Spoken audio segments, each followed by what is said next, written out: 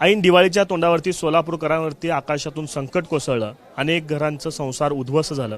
आता या संसाराला सावरणं अत्यंत महत्त्वाचं आहे आणि दिवाळी आनंददायी जावी यासाठी सरकार असेल, प्रशासन असेल, हे सगळेच आता काम करताना पाहायला मिळतात। खरं तर सोलापूरच्या जिल्हा प्रशासनातील जे कर्मचारी आहेत त्यांच्या मदतीतून जवळपास 1,60,00,000 रुपये जे आहेत ते मदत निधी गोळा करण्यात आलेली होती आणि अक्षय पात्र या फाउंडेशनकडनं जवळपास 11,000 कुटुंबांना जे ते मदतीचे किट वाटप केले जाणार आहेत। मी सध्या होनमुर्गी या गावात आहे आणि या ठिकाणी जिल्हाधिकाऱ्यांच्या हस्ते हे किट देण्यात आले आणि किटचं साहित्य आपण या ठिकाणी बघता। अक्षय पात्र फाउंडेशनचे सदस्य आपल्यासोबत आहेत। साहेब, आपण किट त्यांना देतोय, काय काय नेमकं या किटमध्ये आहे आणि कशा पद्धतीनं या किटचं वाटप केलं जाणार 11,000 कुटुंबांना?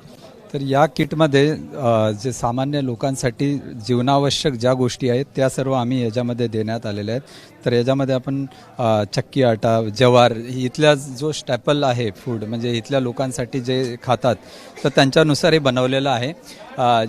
ज्वारचा ज्वारीचा पीठ आहे, याच्यामध्ये डाळी आहेत, तूर डाळ, मूग डाळ, चणा डाळ, चणे आहेत आणि हळद, मसाले, बॉर्नविटा पण आम्ही याच्यामध्ये दिलेला आहे।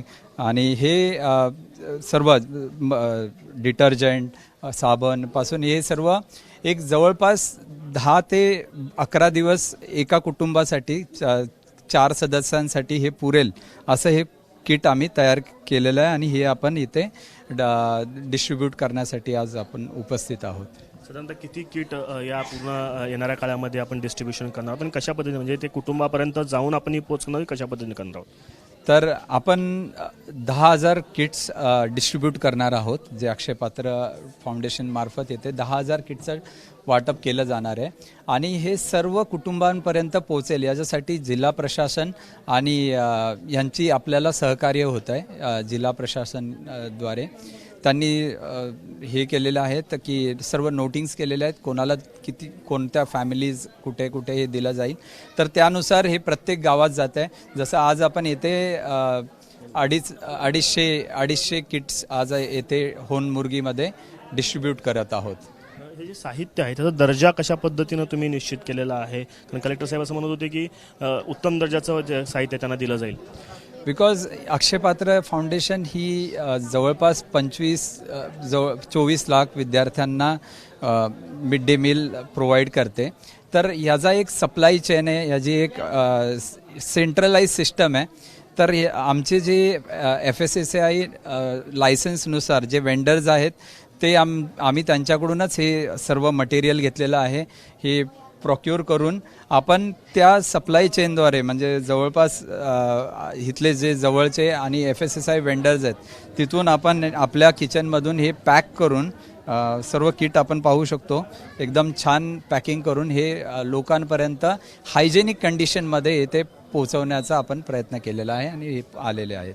नक्कीच आता जिल्हा प्रशासनाच्या वतीनं 2 किट जे आहेत ते दिले जाणार आहेत। सुरुवातीला हे जे पहिलं किट आहे ते शासकीय कर्मचाऱ्यांनी जी स्वतः वैयक्तिक मदत जमा केलेली होती त्या मदतीचं हे किट आहे।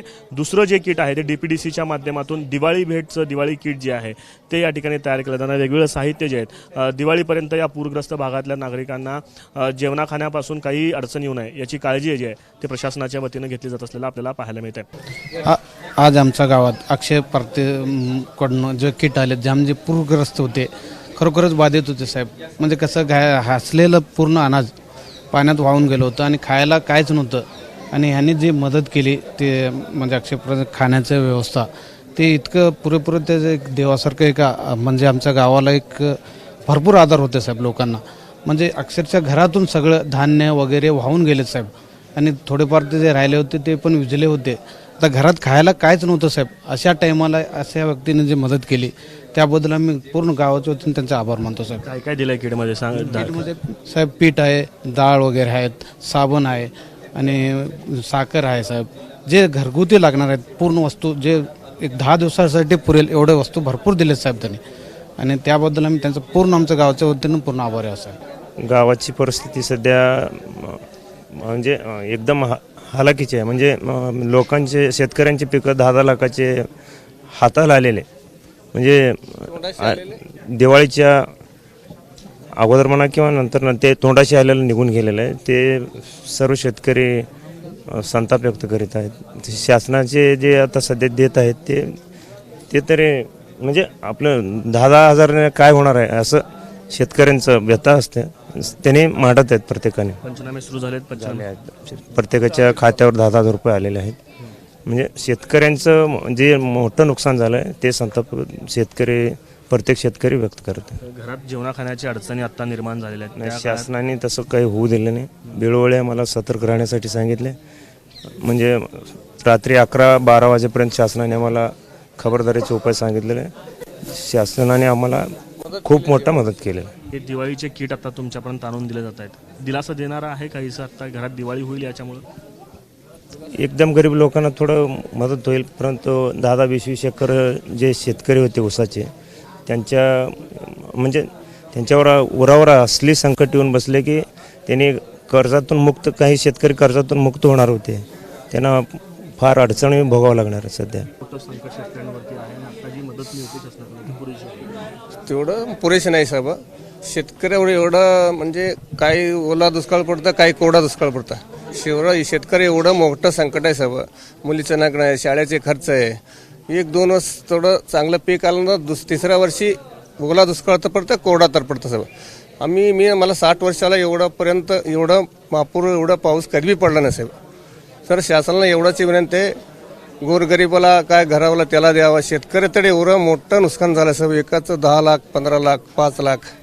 ऊस बी गेले, तूर बी गेले, शेतात माती बी गेले साहेब. उडीद सगळं काय पीक सगळं गेलेलं आहे. ओला दुष्काळ जाहीर करावं सरकारला एवढंच विनंती करतो. कॅमेरा पर्सन विपाक दिसा, आफताब शेख, ABP माझा, सोलापूर. एबीपी माझा, उघडा डोळे बघा नीट.